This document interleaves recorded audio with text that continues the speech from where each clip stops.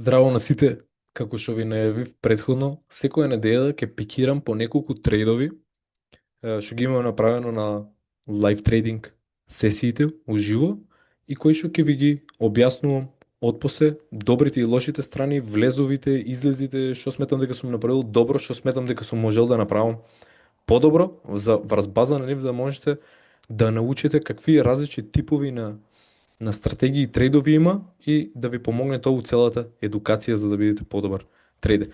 Значи првично на лайв трейдинг сесијата оваа недела отворивме два трейда, едениот беше на Тесла, едениот беше на Nibius. Значи првата работа, Nibius го завршив со профит од 20%, а Тесла го завршив со минус од 20%. Значи, ќе ви ги кажам сега одделно која ми била целата замисла за двата трейда, што сум направил правилно, а што немам направено правилно. Значи, ја дено го завршив на break-even, мило ми е што некои студенти ги послушаа работите што ги кажував, дори ја кога не ги направив и ги завршија со 2 од 2 трейда. Ама прво, ја објаснам кое ми беше целото размислување уврска со берзата, уште на почетокот на денот. Значи имавме, ово е тука скриншер од лајво, на што го имавме, значи у тај момент имавме огромен селов на берзата, односно на SPY имавме од 675 што падна до доле до 667, а на QQQ имавме од 608 премаркет до 600 тука. Сега, знаете дека целата стратегија ми се базира на клучни левели и во овај случај сакав да видам дали ќе имаме волумен, односно дали ќе се оформи ботом прво на целата берза. И тоа што го зборев со студентите на почетокот е дека ќе оставам неколку минути да видам на која страна ќе се раздвиже берзата и дека заради тоа што волатилноста на тај ден беше висока и исто неизвестноста беше висока, не би држал многу длг период одреден контракт, односно повеќе бев фокусиран тука да направам некој скалп. Откако имаме тука, гледате, зелена свеќе, ово е на 1 саат, кога почна да се испунува, веќе тражев тука сетапи од кои што би можеле да профитираме од целата работа. Прва ми беше на пик Nibius, сега ќе ви кажам зашо, заради тоа што почна, она е ставена на 2 минути таймфрейм, целото движење на акцијата почна со памп нагоре. Односно, гледате, првата свеќе, после имаме добра зелена свеќе и веќе тука третата кога се формираше, имаше одбивање, гледате, значи праве хамер свеќе, имаше одбивање и тука некаде кога покажа баер волумен, одлучив да отворам позиција со стоп лос под low of day, односно под клучниот левел 114. И сега, тука гледате дека улезов со многу мала позиција, значи отворив само еден контракт некаде околу $400, профитот, ако е 20%, ми е бил некаде $80 на Nibius за овај ден. Гледате дека тоа го коментирам и у теко на лајво, што ќе го видите после, ќе видите источок на крајот, ќе ви дам сите коментари и мислење, што очекувам и што би сакал да се случи. Значи можете да видите дека тука известно време, значи имаме 2, 4, 6, 8, 10, 12, 14, 16, 18, 20, значи 20, скоро 30 минути тука консолидираше помеѓу во што го држеше како low of day 115 и горната линија на VWAP и дека што се наоѓаше и 200 EMA индикатор. Значи горниот бенд на VWAP, гледате, неколку пати одби. И тоа, многу е важно да бидете трпеливи во ваква ситуација и само да реагирате врз база на стратегијата што имате. Мојата стратегија која беше? Ако имаме breakout нагоре, значи очекувам памп барем до 118, односно 119 наредниот резистанс левел на Nibius, што и се случи, земав малце порано, за да не се доведам у ситуација да ме фейкне и да го изгубам профитот. Значи тука некаде беше 20%, на 119 е било 30 и нешто проценти профит. А што би ми го инвалидирало сетапот беше ако затворе свеќе под овај мувмент, под 115-ката, 114-ката, тука зависно нели каква свеќе ќе направи. И сега, тука беше чиста ситуација на Nibius. Nibius на крајот, викам, направи памп, земавме профит, еден од еден контракт, не сум чувал ранери или нешто слично, а зборев дека ако ќе земам профит и ако чувам други контракти тука, наредниот ќе го поместам барем да ми биде на break even. Тоа знаете дека е многу важно. Ако одреден трейд ви е у плюс 20%, психолошки е многу лошо ако дозволите трейд што ви е плюс 20% да ви отиде у минус. Значи многу лошо влијае и на психата и на вашиот трейдинг акаунт. Затоа секогаш се користат такви трейлинг стоп лосови. Ако сте плюс 20%, стоп лосо го поместувам, пример, од 114 би го поместил да ми биде на 0, значи ако падне или ако имаме брз дамп, да ме ликвидира на 0, односно да не бидам ни у профит, ни у загуба. Тоа е дело за Nibius трейдот. Вториот трейд што го отворивме. Вториот трейд беше на Тесла.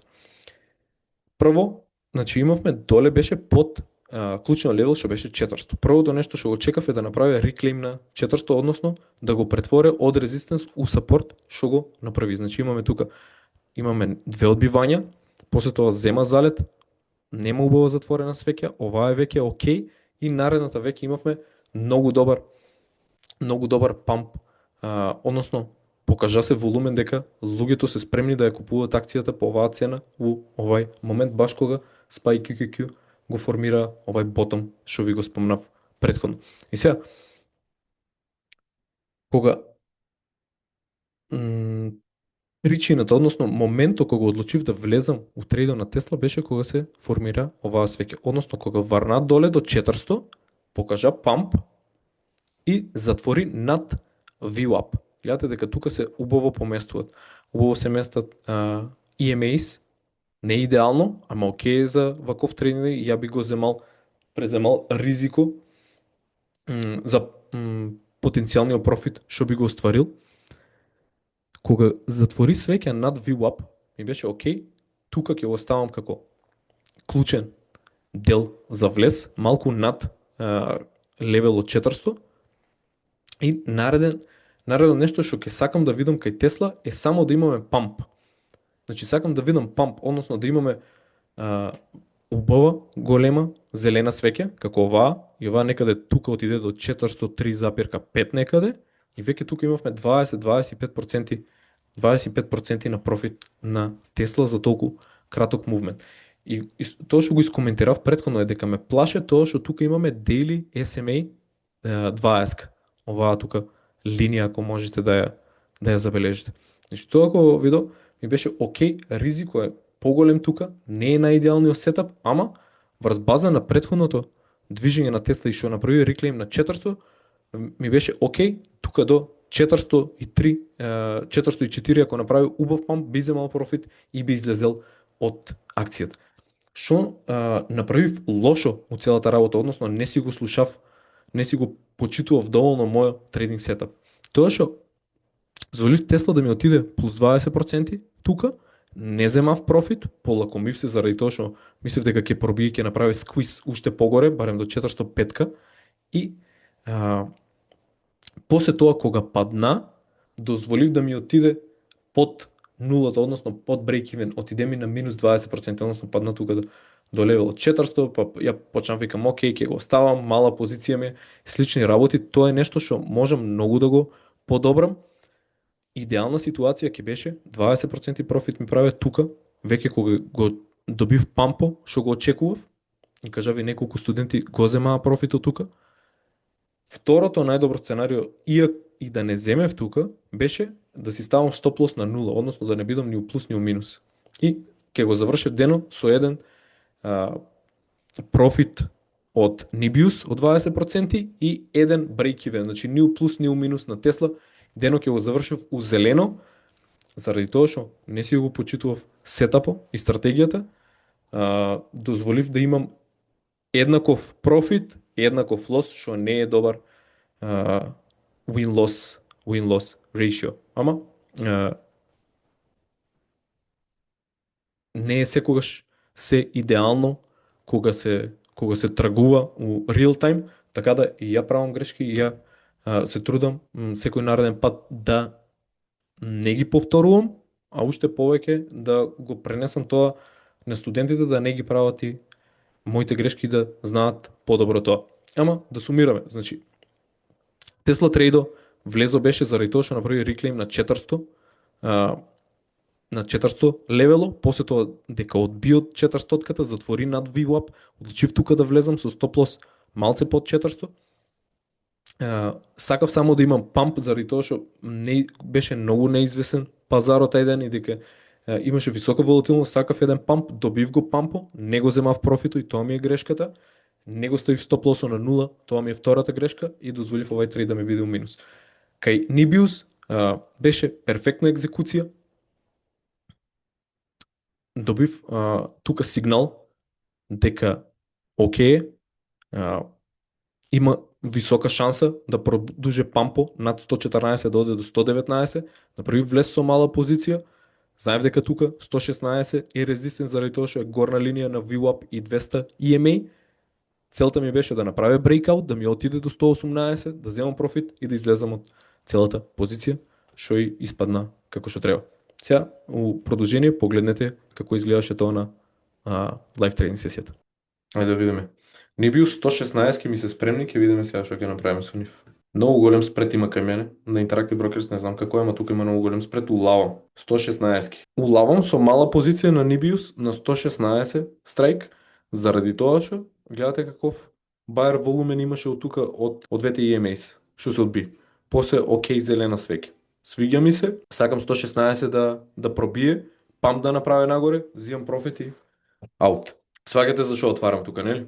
Ево 116 резистенс. Само еден контракт лайт, $400 ми. Тесла 407,5 ги гледам. Тука ми единствено страв заради SMA и горе што е. Ама многу добро изгледа Тесла. Океј, отварам на Тесла. 407,5. Причина заради тоа што го задржува тука горниот бенд на VWAP. Ете колку е мала разликата од SMA до VWAP.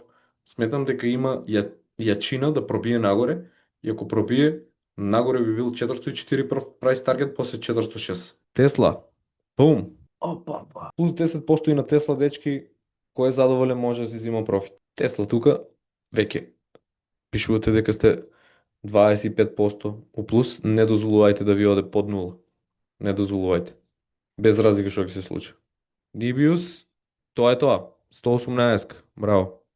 Те не го прайс таргет. Браво. Колку има профит на Nibius? Процентуално. 20. Бомбона. 20. Наравно. Сега, што сака нека прави? Гледај сега, ќе ти дадам пример за Nibius. Што направи Nibius? Клучен левел имаме 114, така ли? Имаме sell-off у pre-market. Задржува го левелот тука, реклейм прави, така ли? Пропаѓа од оздоле, реклейм прави, памп имаме нагоре и тука почнува да стабилизира. Оваа свеќе која затвори. Индикаторите се местат за нагоре, така ли?